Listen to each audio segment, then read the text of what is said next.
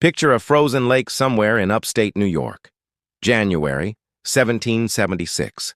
The temperature has not climbed above zero in days. The wind coming off the water cuts through wool and leather like it is not even there. And across the surface of that lake, a long, ragged line of ox-drawn sledges is creeping forward, each one groaning under iron cannon that weigh more than a ton apiece. Now picture the man leading that procession. He is not a general. He is not a career soldier. He does not have a military rank he earned on any battlefield. He is 25 years old, and before this war started, he sold books for a living. His name is Henry Knox, and he is attempting something that every senior officer in the Continental Army told George Washington simply could not be done. He is trying to move 60 tons of captured British artillery, 300 miles through the dead of an American winter, across frozen rivers, over mountain passes, through wilderness. So thick and cold it could kill a man who made one wrong decision because the revolution he believed in was running out of time. And then, somewhere out near the middle of that frozen lake, it happens. A sound like a gunshot cracks through the frozen air. Not a musket, not a cannon. The ice, it is starting to break. I want to talk to you today about Henry Knox because I believe his story is one of the most important and most overlooked stories in American history. Not because of what he accomplished, though what he accomplished was extraordinary, but because of what he represents. This is a story about what happens when a country is desperate enough to give a bookworm, with no credentials, the most impossible job it has. This is a story about what self-education can do when the stakes are high enough. And at its deepest level, this is a story about what America was actually built from. Not marble, not inherited wealth, not titles or family names. What America was built from was ordinary people who refused, in the worst possible circumstances, to stop moving forward. Stay with me, because by the end of this story, you are going to see the American Revolution in a way you never have before. Before I go any further, I want to take a moment to welcome everyone who is new to this channel. If this is your first time here, welcome home. We tell stories about the men and women who built this country, the ones history books mention in a single sentence, but who deserved an entire chapter. If that sounds like something you want more of, hit that subscribe button right now, because we do this every single week, and I promise you, you are not going to want to miss what is coming next. Now let me take you back, not to the frozen lake, not yet. To understand what Henry Knox did in that winter of 1775, you first have to understand where he came from, because where he came from makes what he accomplished almost impossible to believe. Boston, 1750. Knox is born the 7th of 10 children to a Scots-Irish immigrant family. His father, William Knox, is a shipbuilder who walks away from the family when Henry is just 9 years old, sailing off to the West Indies chasing a fresh start he will never find. He dies there a few years later, leaving behind a wife, a pile of debt, and a house full of children with no way to pay the rent. Henry, as the oldest son still at home, drops out of the Boston Latin School, where he had been studying Greek, Latin, and mathematics, and goes to work as a clerk in a bookstore to keep his mother and siblings fed. He is 9 years old. Let that land for a second. The owner of that bookstore, a man named Nicholas Bowes, becomes something Henry desperately needed: a father figure. Bowes lets the boy borrow any volume he wants, and Henry takes full advantage. In between sweeping floors and running errands, this kid teaches himself French. He works through advanced mathematics on his own. He reads philosophy, classical history, and then he finds what truly lights him up: military science. He devours everything he can find on artillery, fortification, and siege warfare. He reads the works of Marshal Saxe, the greatest French military mind of the century, a man Knox would later describe as someone who, quote, stalks a god in war. He studies John Muller's treatises on artillery mathematics, the engineering principles of the French master Vauban, the mechanics of how heavy guns move across difficult terrain. He is not doing this for school. There is no school. He is doing this because something in those pages speaks to a part of him that the world around him has no category for. By 21, Knox opens his own bookstore on Cornhill Street in Boston, the London Bookstore, and it becomes one of the most fashionable places in the city. John Adams is a regular customer. Nathaniel Greene stops by to talk books and military theory. British officers browse the shelves right alongside Sons of Liberty, and Knox, with his 6-foot frame, His booming laugh and his gift for conversation knows exactly how to make every one of them feel welcome. John Adams would later remember Knox as a young man of, quote, pleasant manners and inquisitive turn of mind. But here is what none of those customers knew.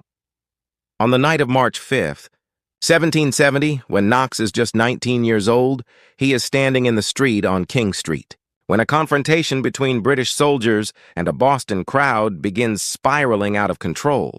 Knox pushes through to Captain Preston, grabs the officer by the coat, and tells him directly, if your men fire, you must die for it.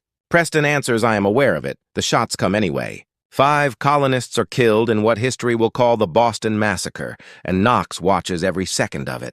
That night does something to him that no book ever could. There is one more detail about Knox that almost no one mentions. In 1773, during a hunting trip, a firearm discharges accidentally, and Knox loses 2 fingers on his left hand. He wraps the wound himself and rides to find a doctor.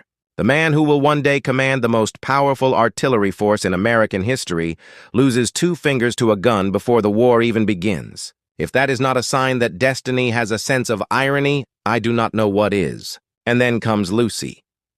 Lucy Flucker walks into his bookstore sometime around 1772, the daughter of Thomas Flucker, the Royal Secretary of the Province of Massachusetts, one of the most powerful Loyalist officials in the entire colony. She is educated, sharp, and beautiful, and Knox is completely undone by her. They exchange glances across the shelves. They slip away to a nearby coffee house for conversations that go longer than either of them planned. Her father finds out and is horrified. His daughter marrying a tradesman with rebel sympathies. The Fluckers pull every lever they can to stop it. Lucy marries Henry Knox anyway in June of 1774. Her family disowns her on the spot. When the war comes, her parents sail to England and she never sees them again. She gave up everything she had ever known to stand beside a bookseller who believed in something bigger than family loyalty. And that decision, made in a Boston parlor before a single shot had been fired, would cost her almost everything and mean everything to this country. April 19th, 1775. The shots at Lexington and Concord change everything overnight. Knox closes the London bookstore for the last time, walks away from everything he spent years building, and does not look back. The night he and Lucy slip out of British-occupied Boston, she hides his sword sewn into the lining of her cloak so they can pass through the checkpoint without being stopped. Think about that image for a moment. A bookseller and his young wife walking past armed British sentries in the dark, carrying a hidden sword and nothing else, stepping toward a war neither of them had any guarantee of surviving. Knox joins the militia camps forming around Boston almost immediately, and what happens next surprises everyone who does not already know this man. He begins designing fortifications at Roxbury with a precision that stuns the officers around him. He directs cannon fire at the Battle of Bunker Hill. Men who have spent their careers in the military are watching a bookstore owner apply engineering principles they learned at academies, and he learned from a shelf. Word spreads fast. When George Washington arrives in Cambridge in July of 1775 to take command of the Continental Army, Knox's reputation has already reached him. Washington tours the fortifications Knox has built and is visibly impressed. The 2 men begin meeting regularly, and something clicks between them that will last the rest of their lives. Washington, who was not a man who trusted easily, would later write these words about Henry Knox: "There is no man in the United States with whom I have been in habits of greater intimacy, no one whom I have loved more sincerely, nor any for whom I have had a greater friendship." That is not the kind of thing George Washington said lightly. But Washington has a problem, and it is a serious one. His army has Boston, surrounded on the landward side, and the British garrison under General William Howe is pinned inside the city. It should be a winning position. It is not. Boston sits on a narrow peninsula, and its harbor opens to the Atlantic. The Royal Navy controls that harbor completely, sailing in from Halifax with fresh troops, ammunition, food, and everything else the British need to hold out indefinitely. Without heavy artillery, Washington cannot bombard their positions. Without cannon on the high ground surrounding the city, he cannot threaten the warships below. And without that threat, this siege goes nowhere. Meanwhile, his army is dissolving underneath him. These are not professional soldiers with permanent contracts. They are farmers, tradesmen, and laborers who signed up for short terms of service. Enlistments are expiring at the end of December. The gunpowder supply is so low that at one point Washington's men have fewer than 9 rounds per man. The revolution is not going to be defeated in a battle.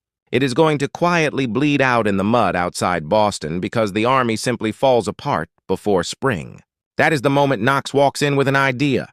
He tells Washington that Fort Ticonderoga, the old British stronghold on the southern tip of Lake Champlain in upstate New York, was captured back in May by Ethan Allen and Benedict Arnold's forces. The raid was fast and chaotic, but it left behind something extraordinary. Inside that fort, sitting completely unused for months, is one of the largest collections of heavy artillery on the entire continent. Cannon, howitzers, mortars, thousands of pounds of lead shot. All of it just sitting there 300 miles away, waiting for someone with enough nerve to go get it. Washington has tried everything else. He says yes. On November 16th, 1775, he hands Knox a colonel's commission, 1,000 British pounds, and orders that leave no room for failure. Washington's own written instruction is direct: no trouble or expense must be spared to obtain them. Knox is 25 years old. He has never commanded troops in the field. He has never run a large-scale logistical operation of any kind. He brings his 19-year-old brother, William, along, and the two of them ride out of Cambridge with a small escort, heading north into the wilderness of New York. Knox arrives at Fort Ticonderoga on December 5th, and what he finds there confirms everything he hoped. Over 5 days he walks through cold stone rooms and along frozen ramparts, inspecting every single weapon with the methodical eye of someone who has spent years reading about exactly this kind of equipment. He selects 59 pieces in total.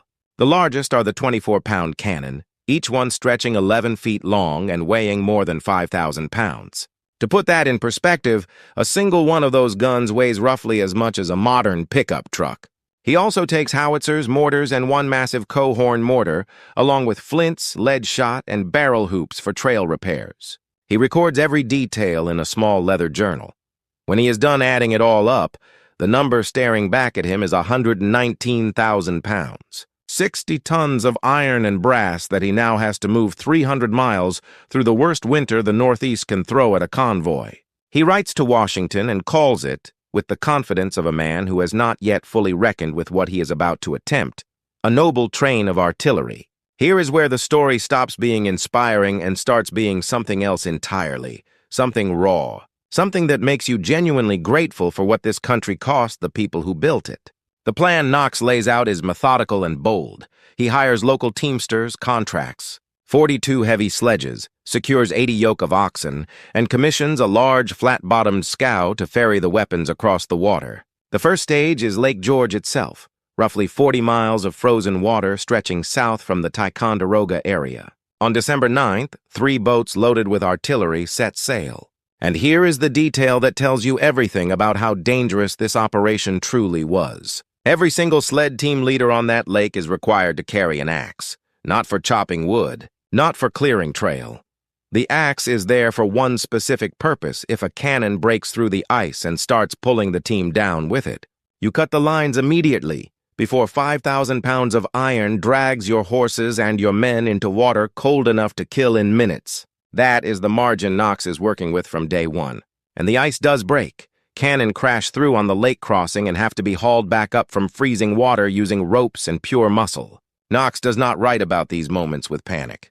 He records them in his journal with the exhausted patience of a man who has accepted that this is simply what the job looks like. He also tries something that only a man who has read the right books would think to do to speed up the freezing process on the river crossings ahead. Knox has his men pour additional water directly onto existing ice, building up the thickness layer by layer, a technique he almost certainly learned not from experience, but from a page. Then December 28th arrives, and the weather turns catastrophic. A blizzard drops 18 inches of snow, north of Albany in a single day, stranding Knox's 180-man party and exhausting every draft animal in the convoy. Then, as if the storm itself is not enough, the temperature swings the other direction. A sudden thaw in the final days of December begins melting the river ice that Knox desperately needs to hold the weight of loaded sledges. Knox himself nearly freezes to death wading through 3 feet of snow in a whiteout. He writes to Washington afterward with a restraint that only makes the words hit harder. It is not easy to conceive the difficulties we have had. That one sentence carries more weight than a paragraph of complaint ever could. The Hudson River crossing becomes its own nightmare. Knox waits, watching the ice, willing the temperature to drop. When it finally looks thick enough, the sledges go across one at a time, with men walking ahead testing the surface with every step. At least one cannon breaks through and has to be recovered from the freezing river. And when they finally reach the eastern bank, Knox looks ahead and sees the Berkshire Mountains waiting for him. What he estimated would take 16 or 17 days has already taken 40, and the hardest part has not even started. The Berkshires in January are not a landscape. They are an argument. The roads, and I use that word generously, are frozen dirt tracks, barely wide enough for a single wagon winding through dense hemlock and pine forest, rising and falling over ridges where the wind screams across exposed hilltops with nothing to stop it. In some stretches, Knox's men have to chop down trees on both sides just to make room for the sledges to pass. Going uphill means doubling the ox teams and moving at 1 or 2 miles a day on the best stretches. At Westfield Mountain, one of the steepest climbs on the entire route, the convoy spends a full day covering less than a quarter mile. But going downhill is where it gets genuinely terrifying. A loaded cannon sledge on a steep descent is essentially an uncontrollable battering ram. You cannot hold it back with oxen. You cannot stop it with ropes alone. Knox's crews develop a method of wrapping heavy chains around tree trunks at the top of each descent and using them as anchors, lowering the sledges down the slope one agonizing yard at a time. Sledges break loose anyway. Chains snap under the strain. One cannon slides entirely off the road and tumbles into a ravine, and the men rig a system of ropes and pulleys to drag it back up to the trail. A teamster gets pinned underneath a flipped sledge and lies there until his companions lever it off him. A lesser leader walks away from the heaviest pieces at that point. Caches them in a barn, promises to come back in spring, calls it close enough. Knox refuses. He has promised Washington 60 tons. He is delivering 60 tons, not 55, not 58. Every single gun. What keeps him going through all of it, I believe, is found in the letters. Because Knox writes constantly. Long letters to Washington, laying out delays and near disasters with the precision of an engineer, never once suggesting he is considering turning back. And longer letters to Lucy, written by firelight in farmhouses and taverns along the route, where he describes the frozen landscape around Lake George in terms that sound almost poetic. And then in the very next sentence, matter-of-factly reports that a cannon fell through the ice today and had to be pulled back out. The man contains multitudes. He is terrified and thrilled in equal measure, and he is honest enough with himself to know it. And he is not doing this alone. The communities along the route, towns like Saratoga, Kinderhook, and Great Barrington, respond to the strange caravan of cannon creaking through their streets with something that can only be called solidarity. Farmers open their barns, blacksmiths repair broken sledge runners at no charge. Local families offer warm meals and dry floors. Townspeople volunteer their own oxen when Knox's teams are too worn out to continue. Knox records the name of every single person who helps him and pays what he can from the thin purse Washington sent him with. He treats every farmer and every tavern keeper with the same respect. He would show a senior officer, because he understands something that not every leader understands. The mission depends on these people, just as much as it depends on the men in his convoy. By late January of 1776, the noble train of artillery is rolling through the final miles of Massachusetts, through Springfield, Brookfield, Worcester, and Framingham, closing in on Cambridge. The oxen are exhausted. The men are frostbitten and wrung out. The sledges are battered and held together in places by field repairs that should not be holding.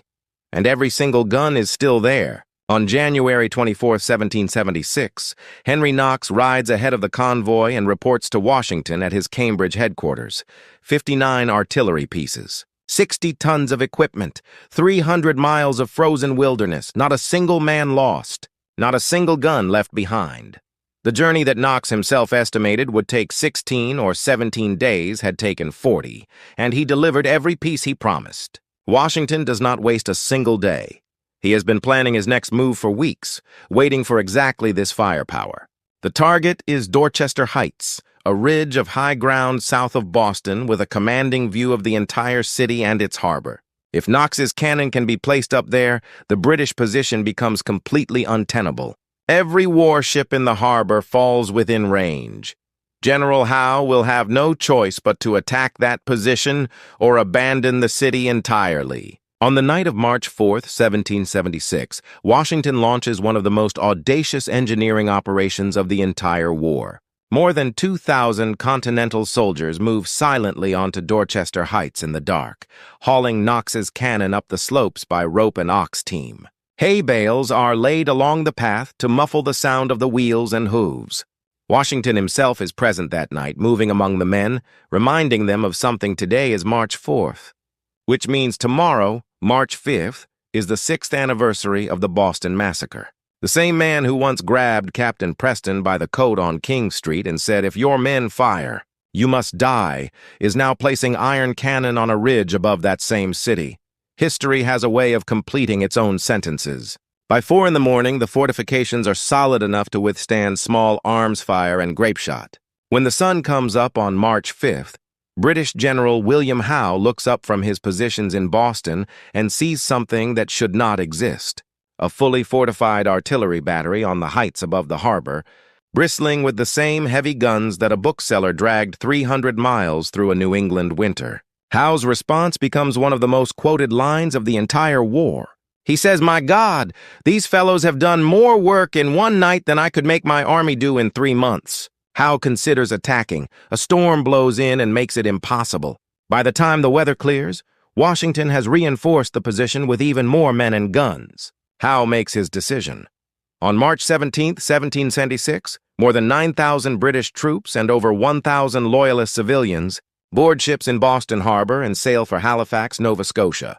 They leave behind supplies, equipment, and a city they have occupied for years. Washington's Continental Army marches into Boston 3 days later. Church bells ring for the first time in months.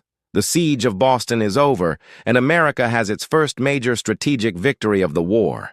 But here is what I need you to understand about why that moment matters beyond the military history. In the spring of 1776, the question of American independence is still being debated in Philadelphia. Many delegates to the Continental Congress are not convinced the war is winnable. They need evidence. Boston gives it to them. A besieged British garrison, the most powerful military force on earth, forced to evacuate by an army that dragged its own artillery across 300 miles of frozen wilderness. That evidence helps carry the vote that produces the Declaration of Independence that July. Knox does not stop at Boston. He is at Trenton when Washington crosses the Delaware on Christmas night, 1776, commanding the artillery in near-total darkness on a river choked with ice. He is at Princeton, Brandywine, Germantown, and Monmouth. And at Yorktown in 1781, the final siege of the war, Knox commands 92 American cannon against Cornwallis's 65. For 60 straight hours, his guns pour fire into the British fortifications. American gunners alone fire 312 rounds into that town.